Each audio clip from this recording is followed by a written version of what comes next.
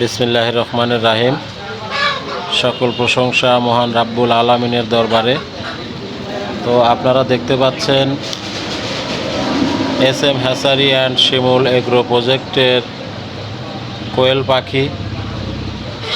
তো যে যেখান থেকে আমাদের ভিডিওটি দেখছেন সবাইকে প্রীতি এবং শুভেচ্ছা জানিয়ে আজকের কোয়েল পাখির এই ভিডিওটি আপনাদের সামনে উপস্থাপনা করছি। আমি মোহাম্মদ শহীদুল ইসলাম, লোকেশন পাবনা জেলা চাটমোহর থানা মথুরাপুর গ্রাম। তো আশা করি সকলেই ভালো আছেন। আপনারা দেখতে পাচ্ছেন আমাদের নিজস্ব হ্যাচারিতে উৎপাদন করা কোয়েল পাখি। ইতিমধ্যেই এই কোয়েল পাখি সারা বাংলাদেশে একটি জনপ্রিয় কোয়েল পাখি হিসাবে বিবেচিত হয়েছে। ছোট ছেলেমেয়ের থেকে শুরু করে সকল বয়সের মানুষ এই পাখিগুলোকে পছন্দ করে কেউ শখের বশে বাড়িতে নিয়ে লালন পালন করছেন এবং কেউ কেউ এটাকে কর্মসংস্থান তৈরি করার লক্ষ্যে খামার আকারে তৈরি করে এই কোয়েল পাখির খামার করে কর্মসংস্থান তৈরি করে অনেকেই ইতিমধ্যে স্বাবলম্বী হয়ে ভালোভাবে জীবনযাপন করছেন।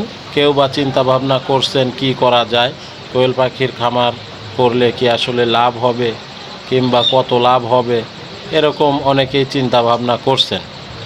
তো আমি নিজেও কোয়েল পাখি পালন করছি এবং পাখির ডিম থেকে বাচ্চা উৎপাদন করে আমি বাংলাদেশের সর্বত্র জেলায় এই বাচ্চাগুলো সেল করছি।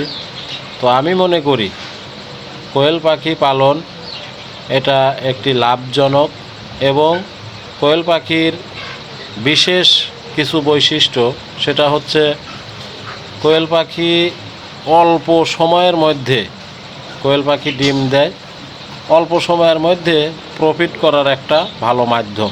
এবং কোয়েল পাখি খামার করতে আপনার অল্প পুঁজি, আপনার হাঁস মুরগি বা অন্যান্য খামার করতে যে পুঁজি তার চেয়ে কম পুঁজিতে কোয়েল পাখির খামার করা যায় এবং অল্প সময়ে প্রফিটটা করা সম্ভব।